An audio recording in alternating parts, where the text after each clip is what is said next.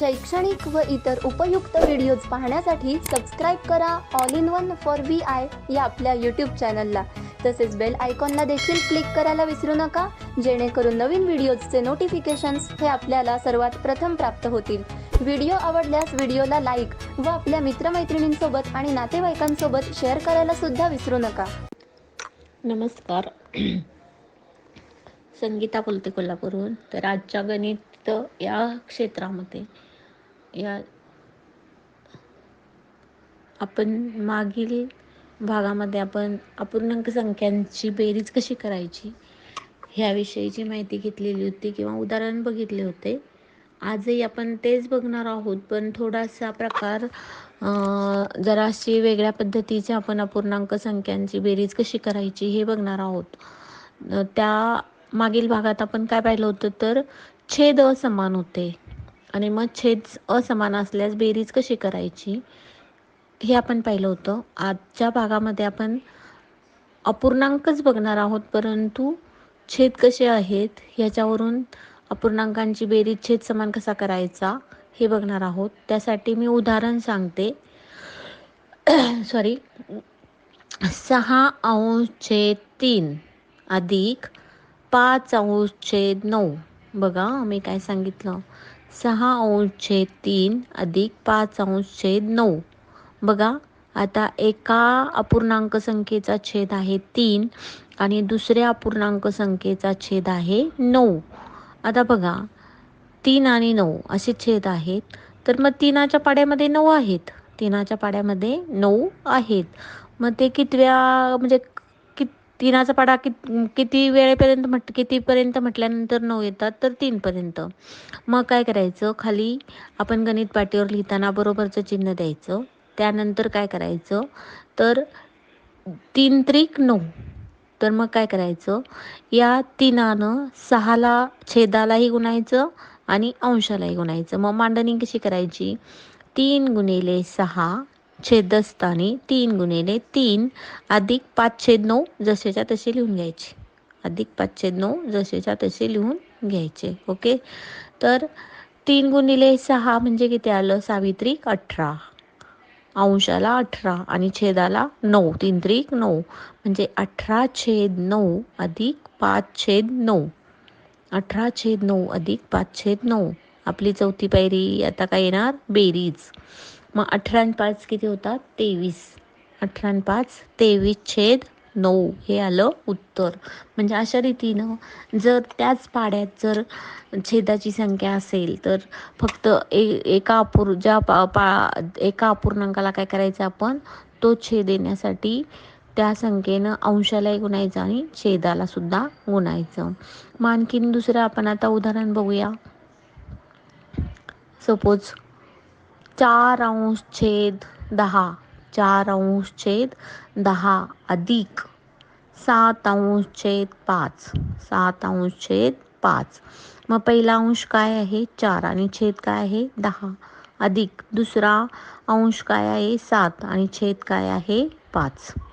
मग 5च्या पाड्यात 10 आहेत, परंतु 5 दुणे 10 म्हणजे 2. मग आपण काय करायचं, पहिला अंश आणि छेद जसाच्या तसा लिहून घ्यायचा. मग 4/10 अधिक 7 गुणिले 2 छेदस्थानी 5 गुणिले 2. पुन्हा जशाच्या तसा पहिला पूर्णांक लिहायचा.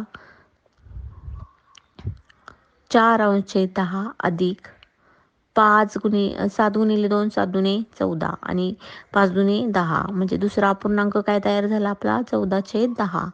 मग आता पुन्हा काय करायचं, दोघांची अंशाची बेरीज करायची.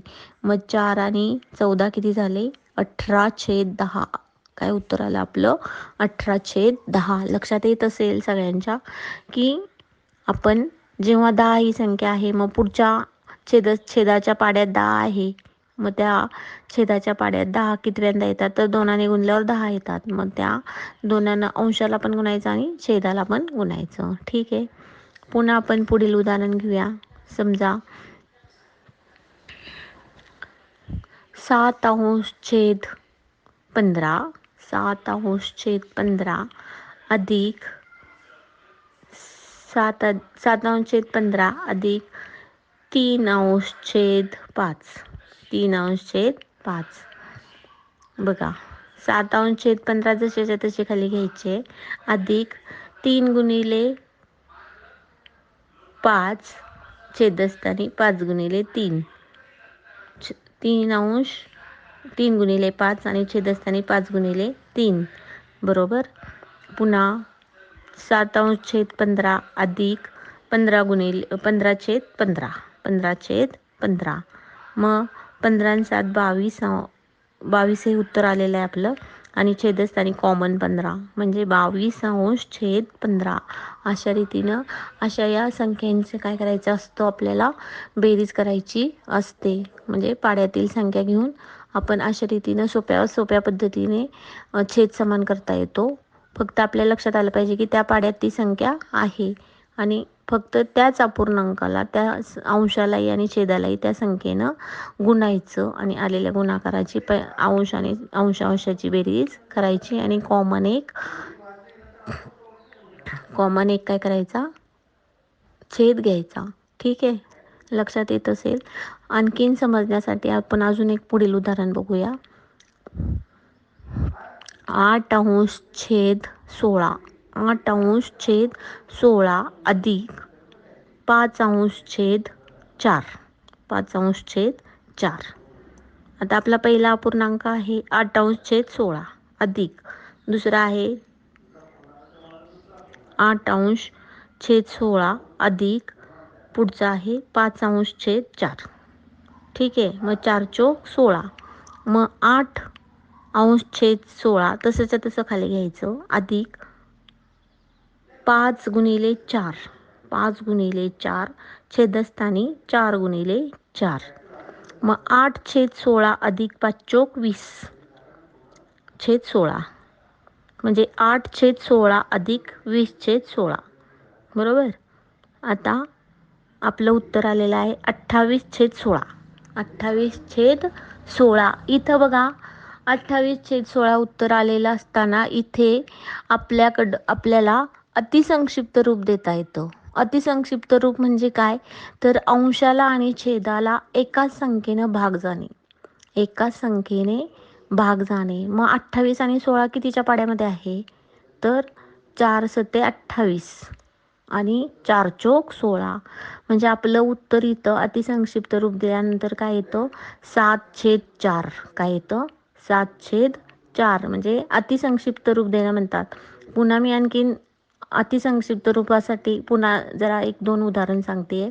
समजा आपण एक अपूर्णांक घेतला की 25/15. मग 25/15ला सुद्धा अतिसंक्षिप्त रूप देता येतं.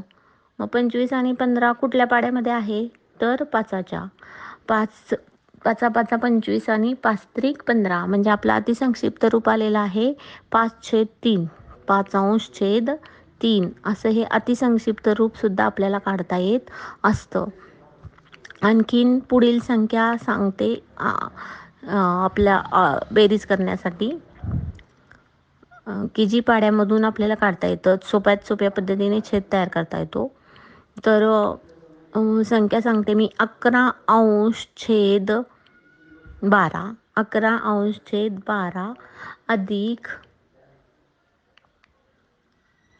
11/12 अधिक 7/6 7/6. बघा, पहिला अपूर्णांक जसाच्या तसा खाली उतरून घ्यायचा. 11/12 अधिक 7×2 आणि छेदस्थानी 6×2. ओके, मग 11/12 अधिक 7×2 14/12.